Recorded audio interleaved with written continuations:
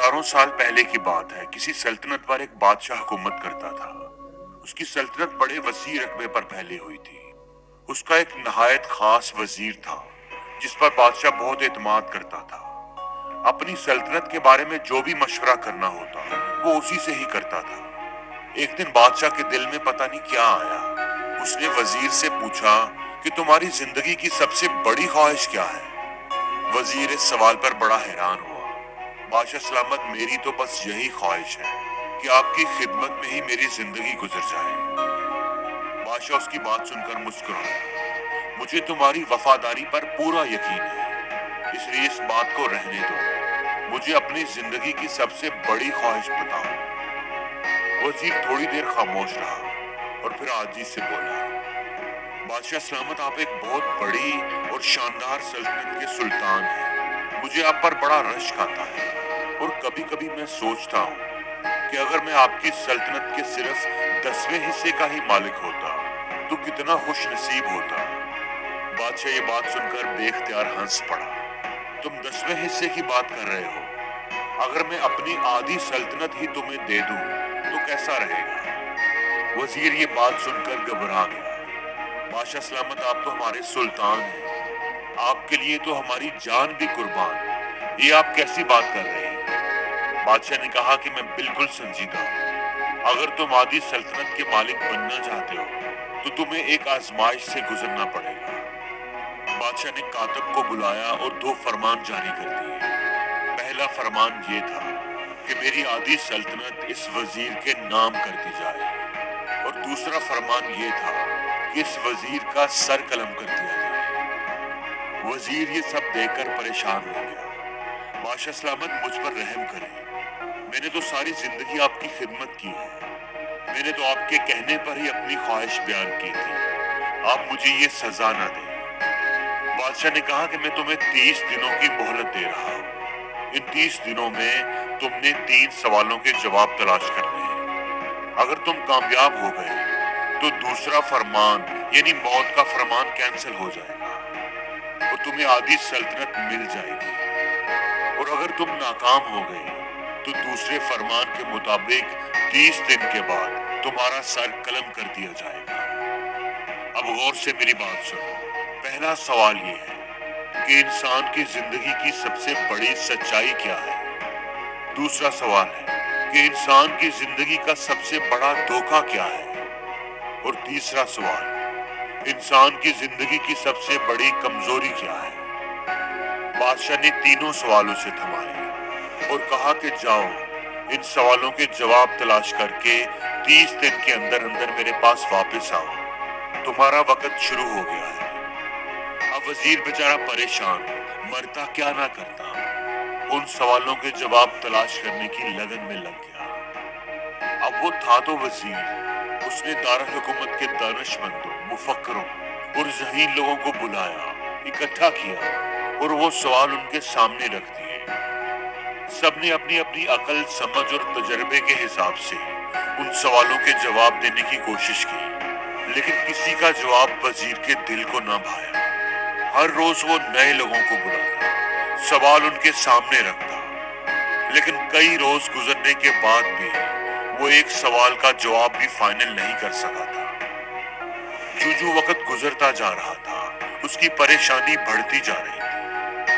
मौत की तलवार उसे अपनी गर्दन पर लटकती हुई महसूस हो रही थी। जब दानिशमंदों से बात ना बनी तो वो अपना घर भर छोड़कर किसी फकीर, किसी अल्लाह वाले की तलाश में निकल पड़ा कि शायद उन्हीं के पास से उसे अपनी मुश्किल का हल मिल जाए। कई दिनों तक वो जंगलों और पहाड़ों की खाक छानता रहा, वादियों में घूमता रहा। जहां कहीं भी उसे किसी बुजुर्ग, किसी नेक आदमी का पता चलता, वो उसके पास पहुंच जाता, लेकिन कोई भी उसकी मदद ना कर सका। दिन रात सफर कर करके उसकी हालत खराब हो चुकी थी। उसे अपनी वजारत भूल चुकी थी। उसके जूते फट गए थे, उसके पांव में छाले पड़ गए थे, दाढ़ी बढ़ गई थी, बाल बेतरतीब हो गए थे। अब वो कहीं से भी वजीर नहीं लगता था। एक महीना कितनी जल्दी गुजर गया उसे पता भी नहीं चला। महीने के आखिरी रोज उसने वापसी की राह ली। उसे यकीन हो गया था کہ آج اس کی زندگی کا آخری دن ہے۔ محل کے پاس پہنچتے پہنچتے اس کی ہمت جواب دے گئی تھی۔ وہ تھوڑا آرام کرنے کے لیے ایک درخت کی چھاؤں میں جیسے لیٹ سا گیا۔ آخر آپ صحیح جگہ پر پہنچ گئے ہیں، اسے ایک آواز آئی۔ آپ کے تینوں سوالوں کے جواب صرف میرے ہی پاس ہیں۔ یہ آواز سن کر وہ بے اختیار اچھل پڑا۔ اس کے جسم میں تو جیسے جان آ گئی تھی۔ اس نے پلٹ کے دیکھا، وہ ایک فقیر تھا جو درخت کی چھاؤں میں بیٹھا ہوا تھا۔ اس کے ہاتھ میں سوکھی روٹی تھی جسے وہ پانی میں ڈبو ڈبو کر کھا رہا تھا۔ اس کے پاس ہی ایک کتا تھا جو برتن میں دودھ پی رہا تھا۔ تمہیں کیسے پتا چلا کہ میں سوالوں کے جواب ڈھونڈ رہا ہوں؟ کون ہو تم؟ وزیر نے پوچھا۔ وہ فقیر مسکرایا۔ اس نے اپنی بوسیدہ سی چادر اٹھائی جس پر وہ بیٹھا ہوا تھا۔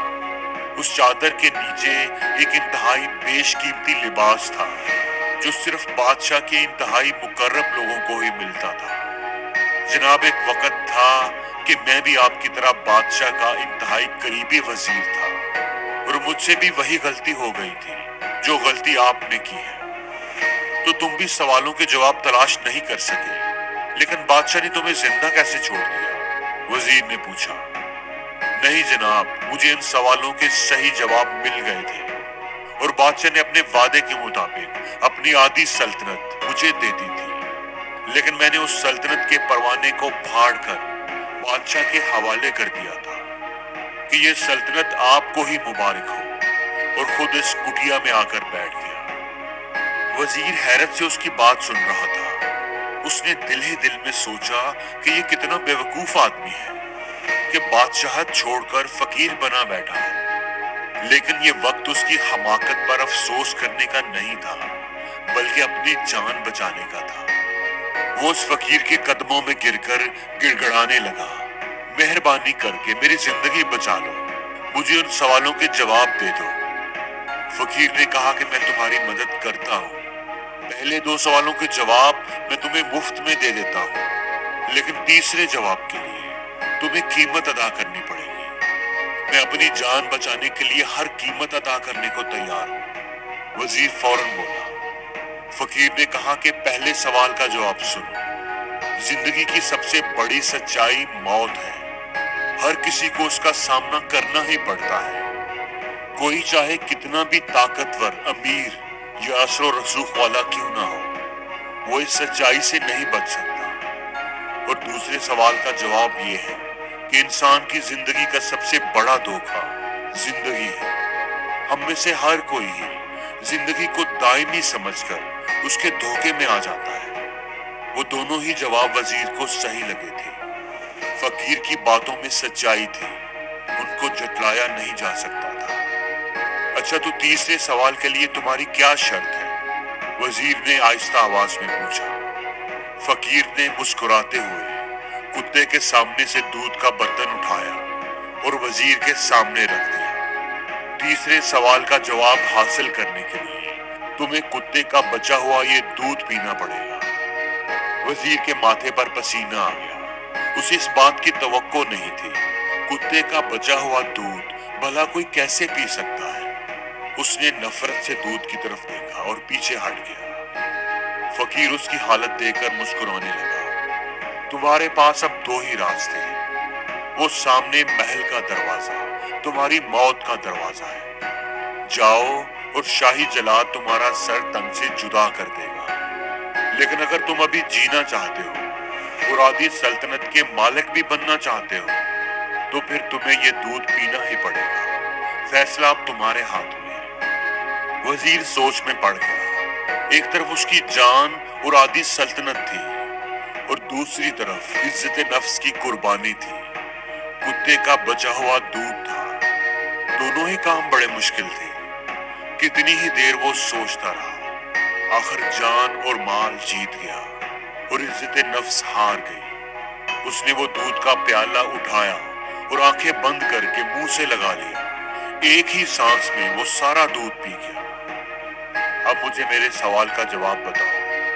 فقیر نے اس کی حالت دیکھ کر ایک کہکہا لگایا اور بولا، تمہارے اس عمل میں ہی تمہارے سوال کا جواب ہے۔ इंसान की सबसे बड़ी कमजोरी उसकी गर्ज है। अपनी गर्ज, अपने मतलब के लिए वो कुछ भी कर सकता है। कुत्ते का बचा हुआ दूध भी पी सकता है। और यही वो सच है जिसने मुझे सल्तनत का परवाना फाड़ कर इस कुटिया में बैठने पर मजबूर कर दिया। मैं जान गया था कि जूं मैं मौत को फरामोश करता जाऊंगा और जिंदगी के धोखे में आता जाऊंगा, उतना ही मैं गर्ज की दलदल में धंसता चला जाऊंगा। और मुझे रोज उस दलदल में सांस लेने के लिए गर्ज का गलीज दूध पीना पड़ेगा। तुम भी अगर जिंदगी की इन तल्ख हकीकतों को जान लोगे तो तुम्हारी जिंदगी भी अच्छी गुजरेगी। वजीर शर्मिंदगी की हालत में फकीर की कुटिया से बाहर निकल आया और बादशाह के महल की तरफ चल पड़ा। फकीर की बातें उसके जहन में घूम रही थी। अपनी इज्जत नफ्स की कुर्बानी देकर उसे अपने घटियापन का एहसास हो रहा था। उसे लगता था कि उसने कोई बहुत बड़ा जुर्म किया है। उसे अपनी जात से नफरत महसूस हो रही थी।